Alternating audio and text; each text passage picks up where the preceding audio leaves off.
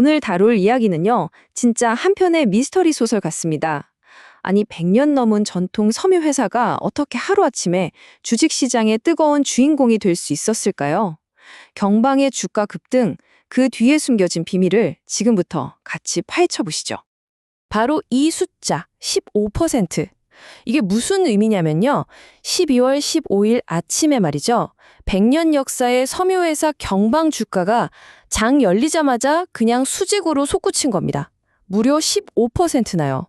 진짜 잠잠하던 주식이었는데 도대체 무슨 일이 있었던 걸까요?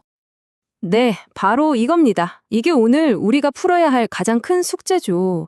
아니, 100년 동안 진짜 묵묵히 섬유만 만들던 회사가 어떻게 하루아침에 이렇게 시장의 주인공이 된 걸까요? 그 해답이요. 정말 생각지도 못한 곳에 있었습니다. 자, 그럼 이제 미스터리의 핵심으로 들어가 보죠. 결론부터 말씀드리면 주가 급등의 이유는 경방이 뭘 만드냐가 아니었어요. 경방이 뭘 가지고 있냐, 바로 여기에 있었습니다. 맞습니다. 시장이 이렇게 뜨겁게 반응한 건 경방의 사업 내용이 아니라 이 회사가 가진 자산 때문이었던 거죠. 그리고 바로 이 자산이 오늘 이야기의 모든 비밀을 푸는 열쇠입니다. 이거 한번 보세요. 정말 놀랍지 않나요? 왼쪽에 3,700억 원. 이게 주식시장에서 보는 경방이라는 회사 전체의 가격이거든요. 그런데 오른쪽에 있는 4천억 원은요, 경방이 가진 자산 딱 하나, 영등포 타임스퀘어의 가치입니다. 이게 무슨 말이냐면 건물 하나가 회사 전체보다 더 비싸다는 거예요. 말이 되나요? 주식시장에서는 이런 걸 바로 저평가 자산주라고 부릅니다. 이게 뭐냐면 비유를 하나 들어볼게요. 여러분이 중고차를 한 대 샀는데 무심코 글로벌박스를 열어봤더니 아니 글쎄 차값보다 훨씬 큰 돈다발이 들어있는 거예요. 딱 그런 상황인 거죠. 시장이 이제서야 그 돈다발의 가치를 알아챈 겁니다. 근데 경방의 이 얘기는 여기서 끝이 아닙니다. 조금 더 깊이 들어가 보면 훨씬 더 재미있는 구조가 보여요. 이 회사가 가진 아주 독특한 사업 구조, 그것 때문입니다. 자, 이걸 보시면 딱 이해가 되실 겁니다. 경방의 이 이중 구조를 정말 잘 보여주는데요. 한쪽에는 100년 넘은 섬유 사업이 있어요. 이게 아주 튼튼한 기반이 돼서 안정적으로 회사를 받쳐주고요. 다른 한쪽에는 강력한 엔진 같은 부동산 사업이 있는 겁니다. 여기서 폭발적인 가치가 나오는 거죠. 그러니까 말 그대로 엔진 두 개로 달리는 회사라고 할 수 있겠네요. 물론 뭐니 해도 영등포 타임스퀘어가 가장 빛나는 보석이겠죠. 하지만 이게 다가 아니라는 거. 젊음의 상징 홍대 한복판에도 건물이 있고요. 또 신도시의 중심인 동탄에도 떡하니 자리를 잡고 있습니다. 그러니까 숨겨진 보물이 하나가 아니라 여러 개였던 거죠. 자, 근데 여기서 이런 생각이 들죠. 아니, 이 대단한 부동산들이 어제 오늘 갑자기 생긴 것도 아닐 텐데 왜 시장은 하필 지금 이 시점에서 이렇게 난리가 난 걸까요? 타이밍이 참 절묘하죠? 그 이유가 있습니다. 바로 이 세 가지 박자가 딱 맞아떨어졌기 때문이에요. 첫째, 시장에서 이제 금리는 오를 만큼 올렸다는 생각이 퍼졌어요. 그럼 자연스럽게 부동산 같은 자산에 눈이 가겠죠. 둘째, 투자자들이 서울 핵심 땅값을 다시 보기 시작한 겁니다.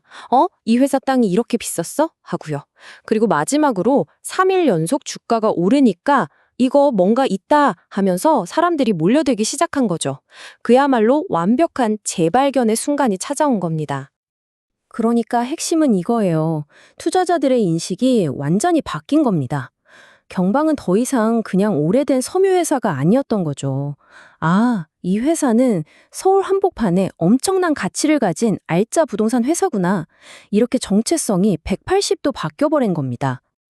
자, 그런데요. 이렇게 분위기가 막 뜨거울수록 우리는 한 발짝 뒤로 물러나서 냉정하게 볼 필요가 있습니다. 아시겠지만 모든 투자에는 동전의 양면처럼 항상 리스크가 따라오기 마련이잖아요. 이런 것들을 한번 냉정하게 체크해 가야 합니다. 첫째, 성장 스토리가 있냐는 거죠. 본업인 섬유 사업은 사실 성장 잠재력이 좀 제한적이잖아요. 둘째, 지금 이 평가는 시장 분위기에 너무 의존하고 있어요. 이 분위기라는 게 언제 바뀔지 모르는 거고요. 셋째, 단기간에 너무 오르면 당연히 팔고 싶다는 사람들이 늘어나겠죠? 그럼 주가가 확 빠질 수도 있습니다. 마지막으로 이런 저평가 자산 테마 자체가 식어버리면 주가는 다시 예전으로 돌아갈 수도 있다는 점. 이것도 꼭 기억해야 합니다. 자, 그럼 지금까지의 이야기들을 싹 모아서 이 경방 미스터리의 최종 결론을 한번 내려볼까요? 이 그래프 하나가 사실상 모든 걸 설명해 줍니다. 보세요. 왼쪽에 길게 뻗은 막대, 이게 회사가 실제로 가지고 있는 총 자산의 가치예요. 1조가 넘죠.